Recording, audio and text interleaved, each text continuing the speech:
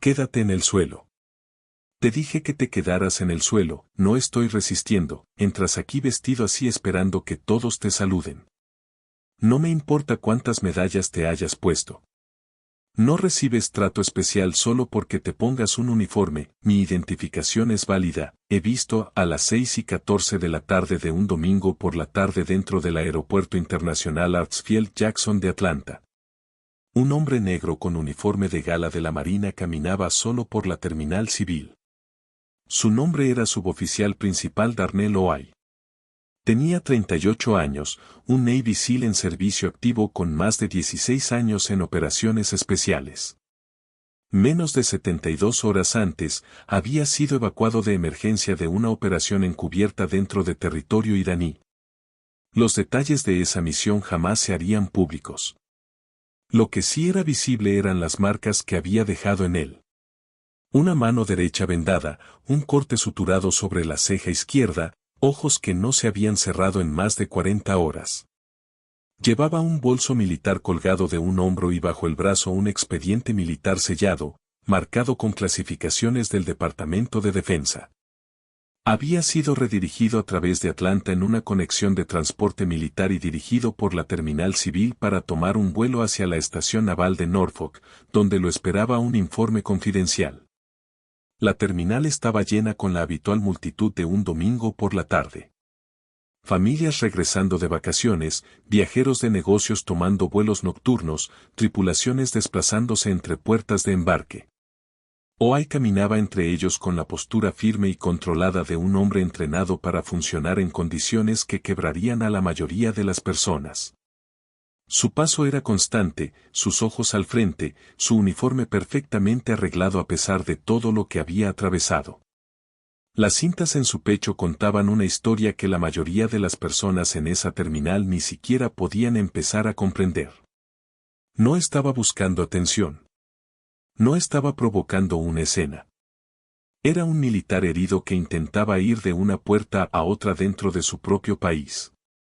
Solo quería llegar a su vuelo. El oficial Craig Bellingham estaba de pie cerca del corredor de llegadas internacionales con un café en una mano y su radio en el hombro. Tenía 42 años y llevaba 16 años en el departamento de policía del aeropuerto de Atlanta. En ese tiempo, se habían presentado 31 quejas contra él, en su mayoría por viajeros negros y latinos, interrogatorios excesivos, registros innecesarios, detenciones agresivas que no llevaban a ninguna parte. Cada una de esas quejas había sido investigada internamente y descartada. Algunas fueron desestimadas como malentendidos. Otras quedaron archivadas con notas vagas sobre situaciones de alta presión. Ninguna de ellas tuvo consecuencias. Entre ciertos compañeros, Bellingham se había ganado el apodo de El Guardián de la Puerta. Lo llevaba con orgullo, sin comprender del todo el desprecio que había detrás de ese nombre.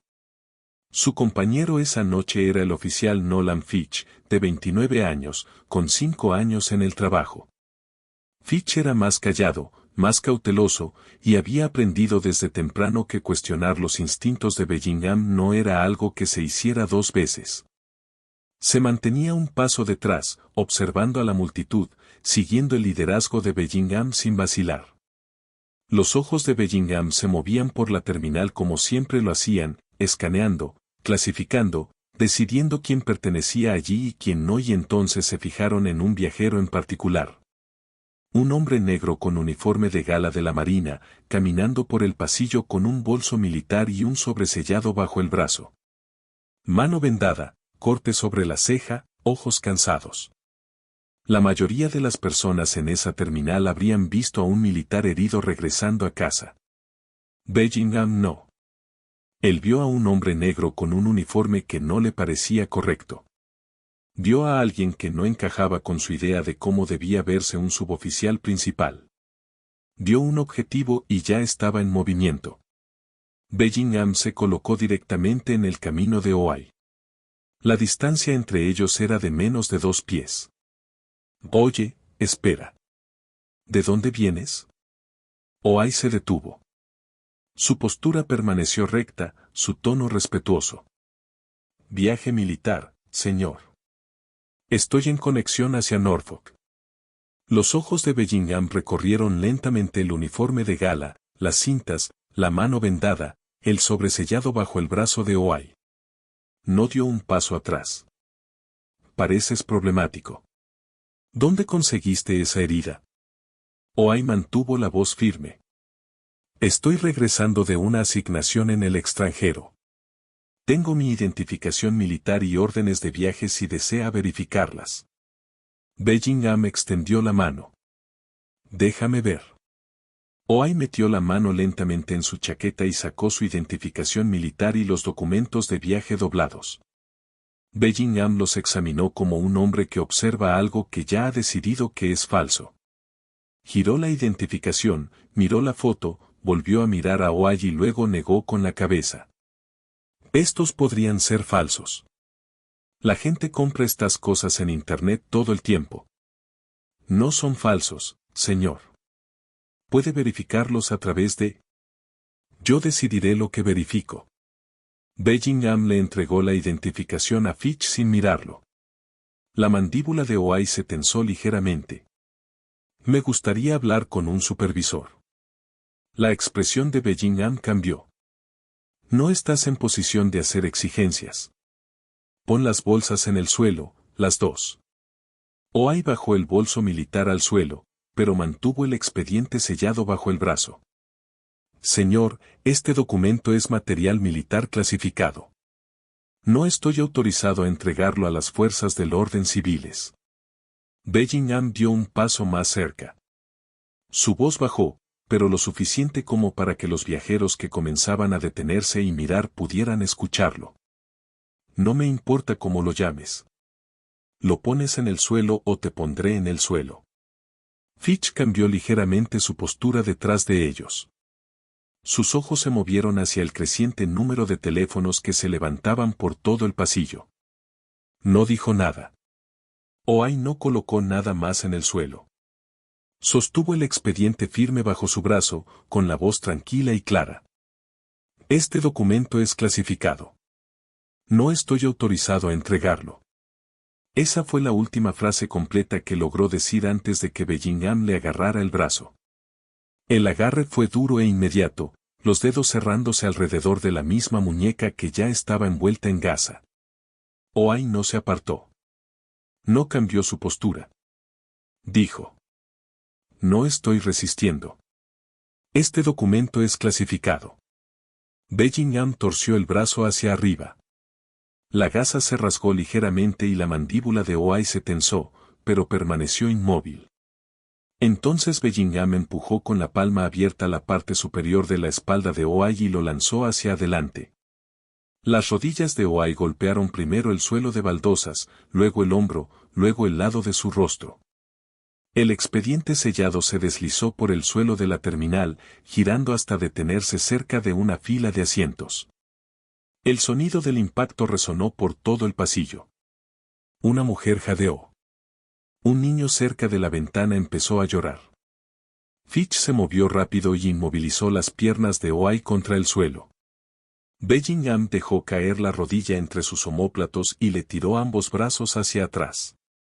La venda en la mano de Oai se abrió completamente. La sangre se extendió sobre las baldosas blancas. Deja de resistirte, gritó Bellingham. No me he movido, dijo Oai. Su mejilla estaba presionada contra el suelo. Su respiración estaba controlada. Están en cámara. Bellingham se inclinó cerca. La cámara corporal en su pecho parpadeaba en rojo. Captaba cada palabra. Tipos como tú siempre tienen una historia. El uniforme no te convierte en alguien. El pasillo había quedado en silencio. Un muro de teléfonos los rodeaba. Un coronel retirado de los marines, con una gorra de veterano, dio un paso al frente. Su voz fue dura. Ese hombre lleva un uniforme de la marina. Déjenlo ir ahora. Una joven cerca de la puerta de embarque tenía el teléfono levantado con el brazo extendido, transmitiendo en vivo. El contador de espectadores ya estaba en miles. Un hombre blanco con traje de negocios anunció en voz alta. Soy abogado y lo que estoy viendo es ilegal. Fitch se inclinó hacia Bellingham, con la voz baja. Craig, tal vez deberíamos verificar con un supervisor. Bellingham no lo miró. Apretó las esposas y se puso de pie. La sargento de la policía del aeropuerto Vanessa Tras apareció doblando la esquina del Concourse B caminando rápido. Atraída por la llamada de radio que Bellingham había hecho y por el sonido de voces elevadas que se extendía por la terminal. Tenía 44 años, 18 años en el trabajo, y había supervisado suficientes turnos para saber la diferencia entre un incidente real y uno creado por un oficial. Lo que vio la detuvo a mitad de paso. Un hombre negro con uniforme completo de gala de la Marina estaba boca abajo en el suelo de la terminal, sangre en las baldosas bajo su mano, esposas en sus muñecas. Una marca de rodilla aún visible en la espalda de su chaqueta, 2 oficiales de pie sobre él, y un expediente militar sellado a unos 10 pies de distancia en el suelo, cerca de una fila de asientos de plástico, con las marcas de clasificación mirando hacia arriba para que cualquiera pudiera verlas. Tras se movió rápido. Se colocó entre Bellingham y la multitud, miró hacia Oay en el suelo, luego volvió a mirar a Bellingham. Levántalo ahora. Bellingham no se movió. No coopera. Tras se inclinó ligeramente y tomó la identificación militar que Fitch todavía sostenía. Leyó el nombre, el rango, la unidad. Suboficial principal, Guerra Especial Naval. Se puso de pie lentamente y miró directamente a Bellingham a los ojos. Su voz bajó lo suficiente para que solo él y Fitch pudieran oírla. Craig, ¿tienes alguna idea de lo que has hecho? La mandíbula de Bellingham se tensó. Estaba. Quítale las esposas ahora. Bellingham no se movió. Tras no parpadeó. Eso no fue una petición, oficial. Fitch dio un paso adelante y retiró las esposas. Oay se levantó lentamente del suelo de baldosas. Su mano derecha ahora sangraba libremente. La venda se había arrancado por completo. El corte sobre su ceja se había abierto de nuevo. Flexionó los dedos, haciendo una mueca de dolor, y miró atrás. Ella sostuvo su mirada. Suboficial principal, soy la sargento Tras. Estoy llamando a personal médico y a mi comandante ahora mismo. Caminó hacia el expediente, lo recogió cuidadosamente por los bordes y lo aseguró bajo su brazo. Luego presionó su radio. Jefe Pratt, habla Tras, Concourse B. Necesito que venga aquí inmediatamente. Tenemos una situación que involucra a un miembro en servicio activo de operaciones especiales y documentos militares clasificados. Tras condujo a Oay por un pasillo lateral hasta una pequeña sala de conferencias utilizada para informes internos. Le ofreció agua y una silla. Él aceptó ambas cosas. Su postura seguía recta, pero el agotamiento ya comenzaba a tirar de él. Más de 40 horas sin dormir, una herida reabierta y la adrenalina comenzando a abandonar su sistema. El jefe del aeropuerto, Julius Pratt, llegó en cuestión de minutos.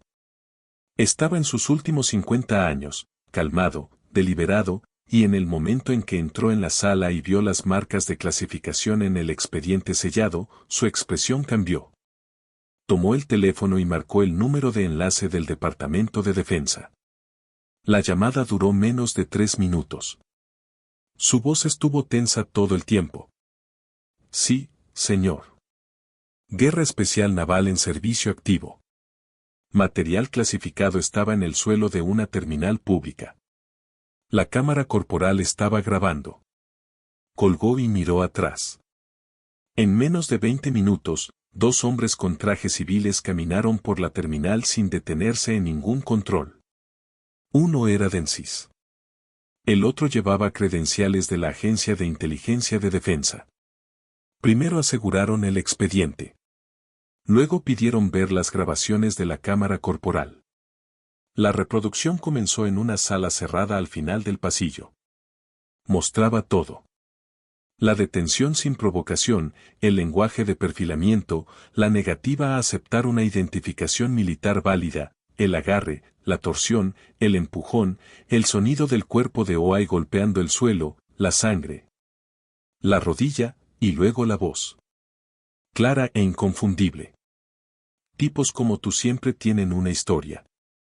El uniforme no te convierte en alguien. También mostró el expediente clasificado deslizándose por el suelo de una terminal pública, visible para cada cámara y cada teléfono en el pasillo. Una posible filtración de inteligencia causada completamente por la decisión de un solo oficial de tirar al suelo a un militar condecorado.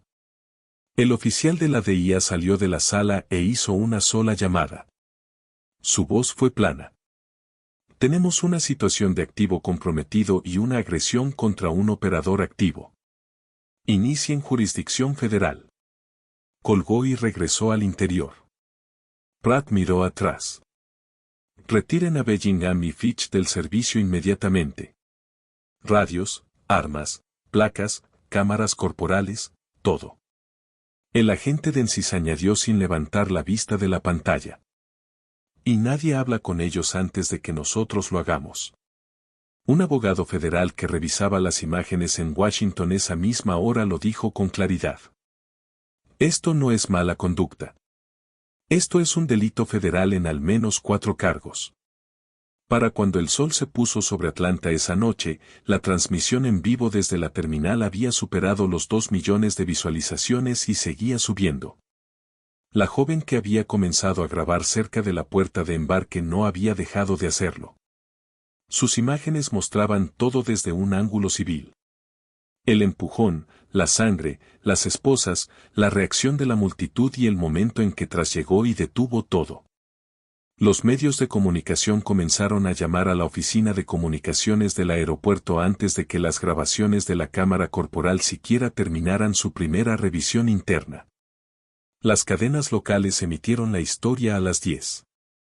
Las cadenas nacionales por cable la retomaron antes de la medianoche.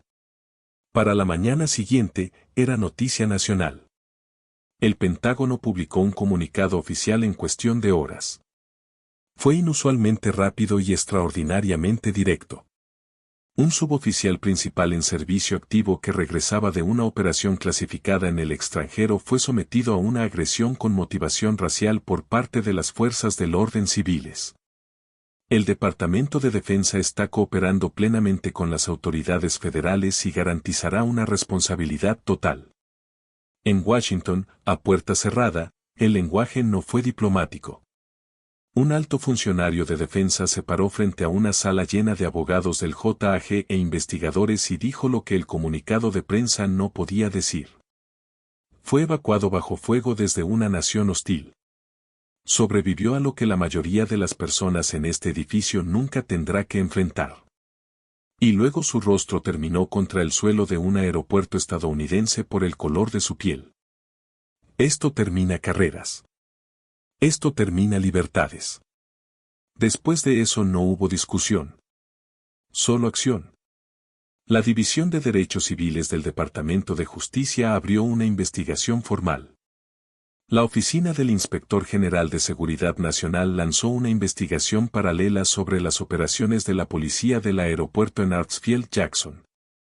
NSIS asumió formalmente el control de la investigación criminal, retirando completamente la jurisdicción de las autoridades locales. Esa misma noche, el suboficial principal Darnell Oai se sentó en una sala silenciosa del aeropuerto y dio su declaración completa a un agente federal. Su voz era firme. Su recuerdo era preciso. Describió cada palabra que Bellingham había dicho, cada punto de contacto físico, cada segundo del encuentro desde el primer paso hasta la última esposas. El agente escuchó sin interrumpir. Cuando Oai terminó, el agente cerró su cuaderno y dijo: Esta es una de las declaraciones más claras que he tomado.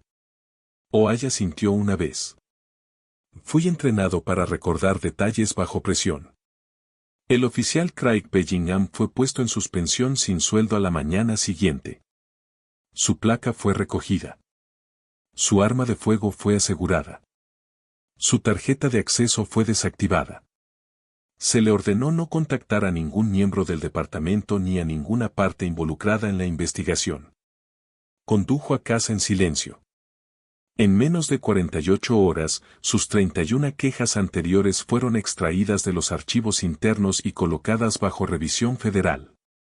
Lo que el departamento había pasado 14 años descartando, el gobierno federal comenzó a examinarlo con detalle. Y entonces las víctimas comenzaron a presentarse. Un piloto de aerolínea negro llamado Capitán Solomon Navarra fue el primero en hablar públicamente. Describió haber sido detenido por Bellingham 2 años antes mientras caminaba por la terminal con su tripulación, vestido con su uniforme completo.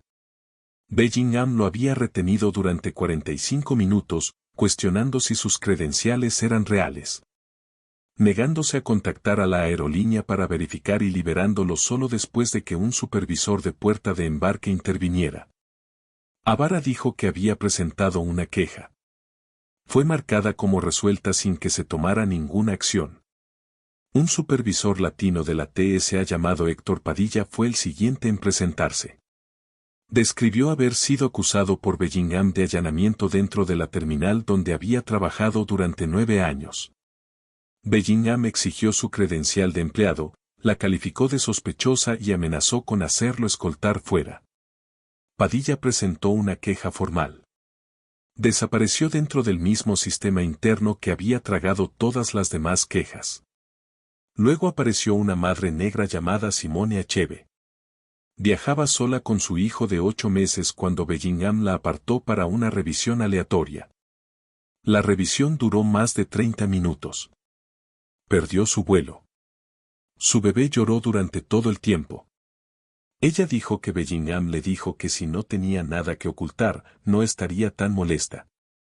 Presentó una queja a través de la oficina pública de enlace del aeropuerto. Nunca recibió respuesta. 14 víctimas en total se presentaron durante las primeras 2 semanas. Cada historia seguía el mismo patrón. Una persona de color detenida sin motivo, una justificación fabricada, un encuentro agresivo, una queja presentada y enterrada. Correos electrónicos internos surgieron durante la revisión federal y confirmaron lo que cada víctima ya sabía. Los supervisores estaban al tanto. Un correo de un teniente enviado 3 años antes lo decía claramente.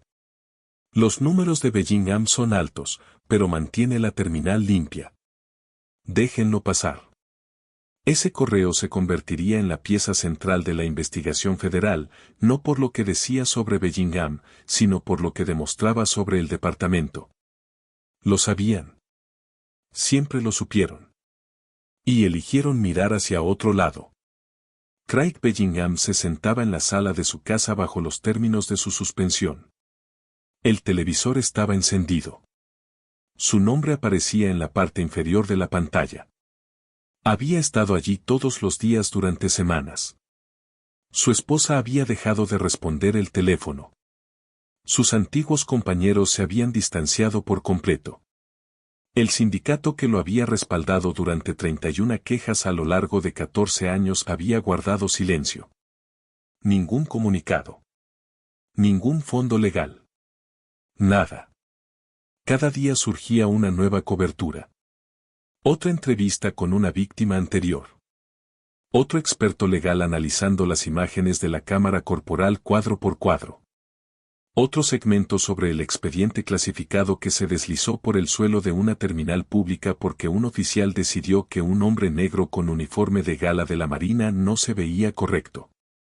Afuera del Tribunal Federal, manifestantes se reunían con imágenes ampliadas tomadas de la cámara corporal. La rodilla de Bellingham sobre la espalda de Oay, la sangre en las baldosas, el expediente en el suelo con las marcas de clasificación visibles. Dentro, los abogados se preparaban para lo que los analistas llamaban uno de los casos federales de derechos civiles más claros de los últimos tiempos. El Pentágono no había retirado su declaración. Monitores federales ya habían sido asignados al Departamento de Policía del aeropuerto antes incluso de que se emitiera un veredicto. Oay no había hablado públicamente desde su declaración ante NCIS. Había regresado a servicio limitado en el Comando de Guerra Especial Naval. Su oficial al mando había dejado claro que la Marina consideraba el asunto muy lejos de estar resuelto. Las imágenes de la cámara corporal habían superado los 30 millones de visualizaciones. Habían sido ingresadas como evidencia federal. Serían reproducidas en una sala de tribunal. Cada cuadro, cada palabra, cada segundo del rostro de un Navy SEAL condecorado presionado contra el suelo de un aeropuerto estadounidense mientras sangraba por heridas que recibió sirviendo a su país. Y en algún punto entre una investigación federal y cargos que podrían alcanzar 20 años, un hombre que sobrevivió a una extracción desde territorio hostil en Irán se sentaba con su uniforme, esperando que un sistema que le falló en el suelo de una terminal decidiera si volvería a fallarle otra vez. Las cámaras seguían grabando. El mundo seguía observando. Y esta historia no había terminado. Si esta historia te conmovió, no la mires en silencio. Este caso fue perturbador, pero el de la derecha termina de una manera que nadie espera.